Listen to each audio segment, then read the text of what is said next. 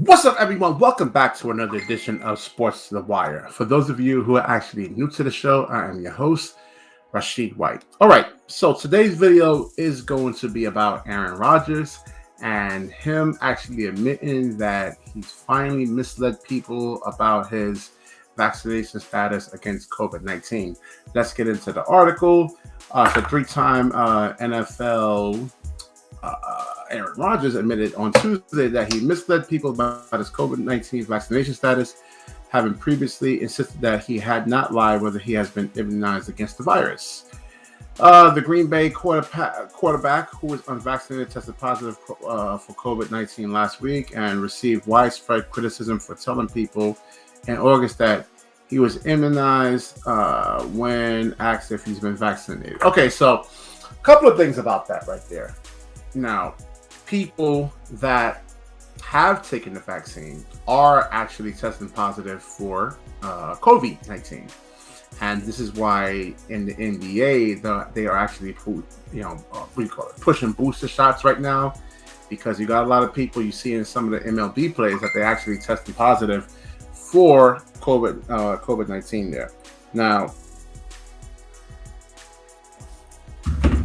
all right, let's get into this. Days after he tested positive, the former Super Bowl champion defiantly told the McAfee show that he had not lied, but returned to the program on Tuesday to clarify his comments.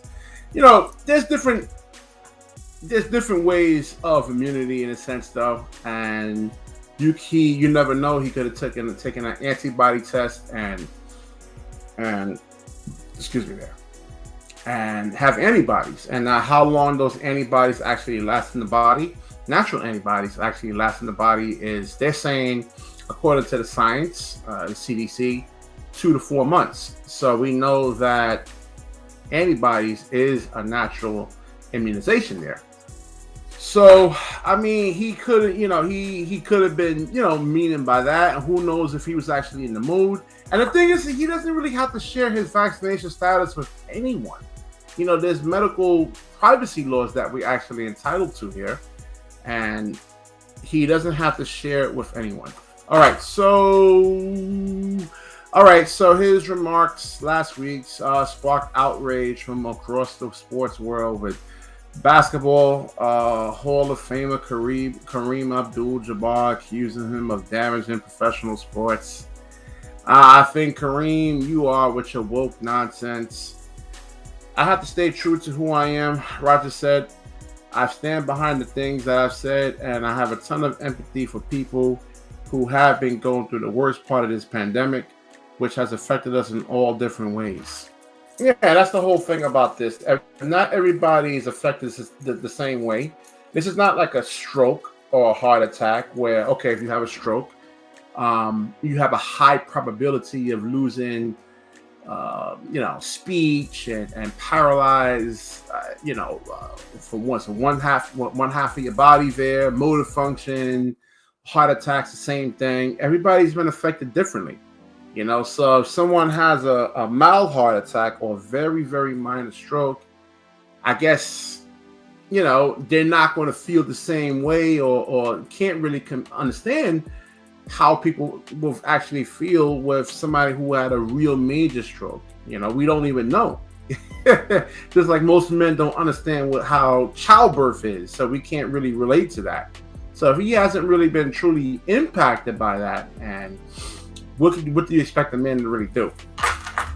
Okay, so Rodgers is actually facing possible fines for violating league protocol in regard to the novel coronavirus, including failing to wear a mask at press conferences, which is required of all unvaccinated players. So he's not facing suspension.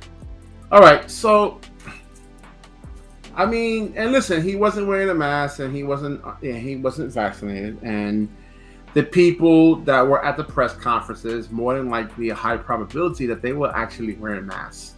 So what's the big deal? If they were wearing the mask, what's the problem? Let's see, what else do we have? People are entitled to their opinion, even if the opinion that's unfavorable of me. said Rodgers, who expects to go back to the team facility on Saturday. All right, so yeah, let's get back to football. And I think Aaron Rodgers is actually right. He just wants to get past this, and which I think he should. I mean, there's more important things going on right now in our country, like supply chain issues, which can actually cause food shortages. That's a real big deal. Let's focus on that, man. We have to really kind of, get to that, and let's put the COVID behind us. It's been 2 years of this already, or a year and a half of this. And I think most people whom I talk to are really, really, truly burnt out by this. All right. If you like the video, please like, comment, subscribe. Certainly share this video. When you share, the universe certainly shares back with you. Peace.